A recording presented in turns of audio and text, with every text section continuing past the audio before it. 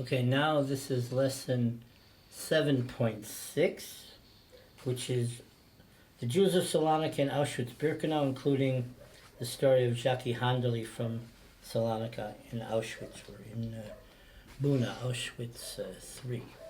There were 12,000 Salonican Jews who were selected for forced labor, who weren't gassed immediately upon arrival in Auschwitz-Birkenau.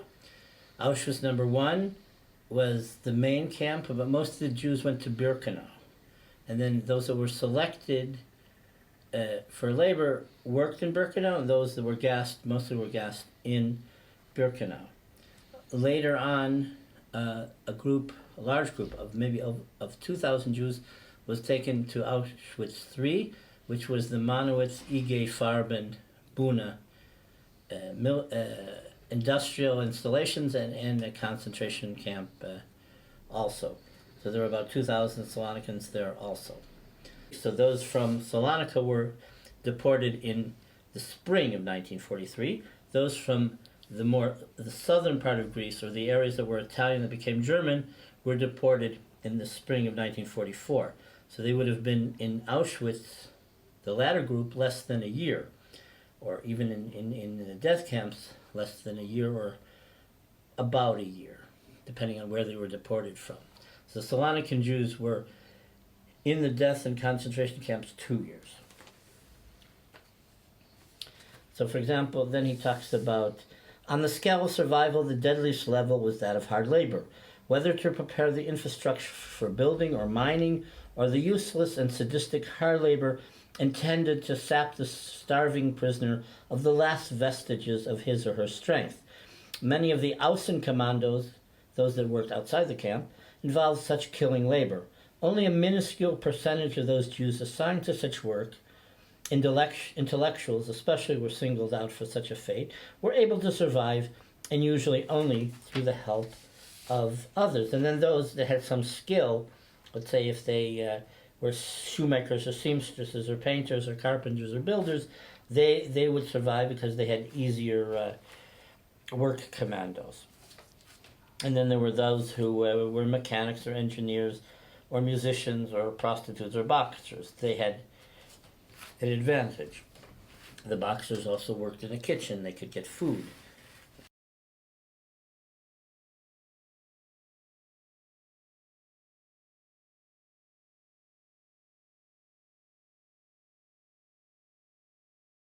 Elie Wiesel, my very good friend, that we were together in the same camp, Auschwitz III, and we became very friendly. He said he was really angry with me because he wrote the introduction to my book, and he said, "You don't write enough the way to take you from Salonika all the way to Auschwitz. What happened? What happened inside of those cars, of those wagons? How was it?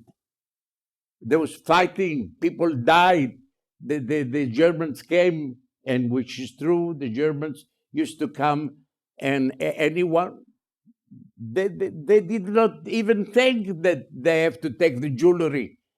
They thought that having the jewelry with them so they can be exchanged for money or for anything that they. To make a long story short, we arrive in a place which is called Auschwitz. We came to the last station, which supposed to be Krakow. Everything that they sold us was Krakow. The Jewish people of Krakow, they are waiting for us to help us. This is why we need also money, to exchange the money from Greek drachma to zlotes. How they say in Hebrew, lo dubim velo yar, nothing, absolutely nothing. There is no light. The doors are open. The only light we have is trucks with open the trucks with open lights. There was not such a thing like a station or what we call rampa, where the wagon stays with this kind of a block where people can go and go out. Nothing, absolutely nothing.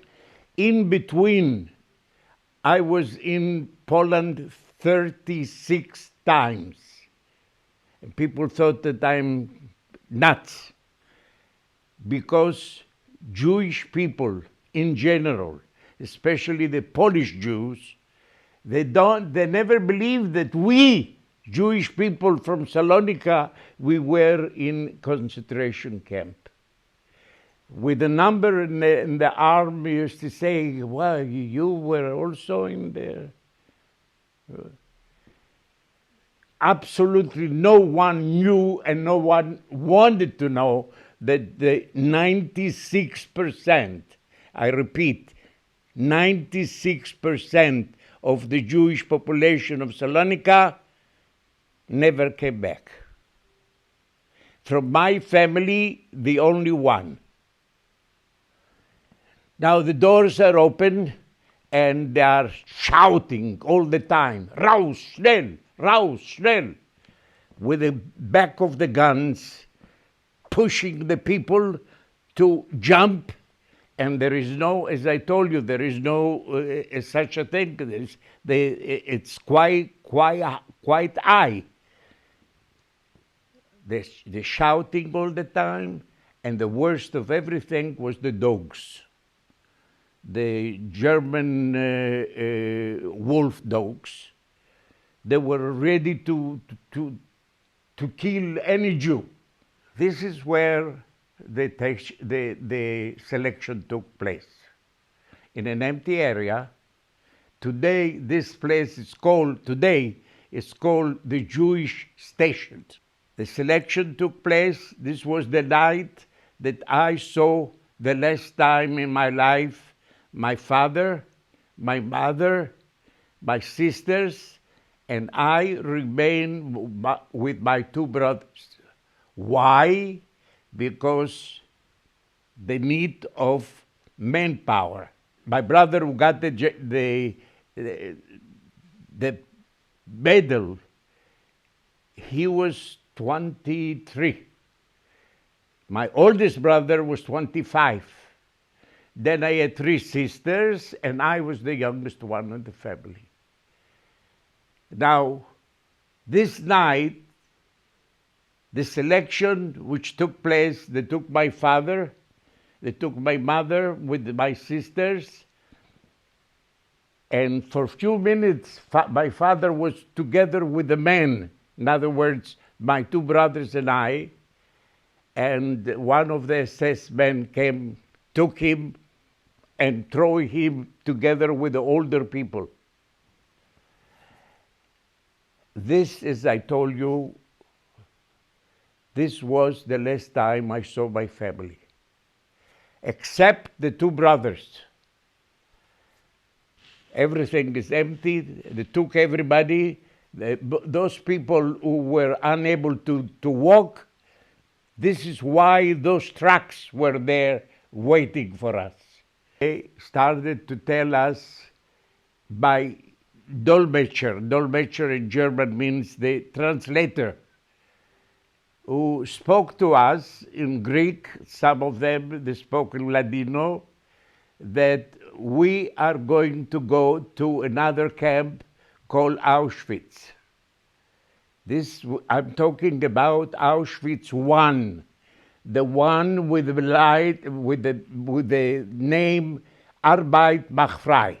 Yes, this is where we got in, 5 in a line, 5, 10, 15, from the day I went to Auschwitz till the day I was liberated in Bergen-Belsen, 5. 5 is the number, because it's very easy to count. 5, 10, 15, 20, and so on.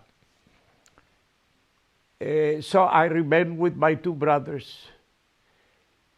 Auschwitz first, the one where the Kantas. As I remember, we were in Block 8. Block, again, is this building with red bricks. My two brothers and I. Now, we are newcomers. We speak Ladino, which is Spanish, Jewish, and Greek. And the older people, like my brothers, they know also French.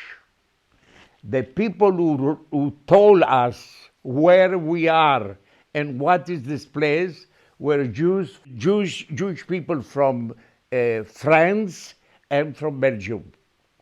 They speak French, and the second language of the Greek Jews in Greece before the war was French. So my two brothers knew French. Three important things happened to the Jews of Salonika. Number one, the weather was against us. I was born 500 meters from the sea. The sun is shining almost all the year around. And here we come, 12, 15 degrees below zero. And we are with a pajama. This kind of a uniform I wear for 2 years. In the beginning, we were three together, my two brothers and I. The only thing I want to tell you, Samuel, the second brother, the one who got the highest decoration, you know Shimshon Gibor? This was Samuel. He was everything. He was tall, he was beautiful, he was athletic, he everything.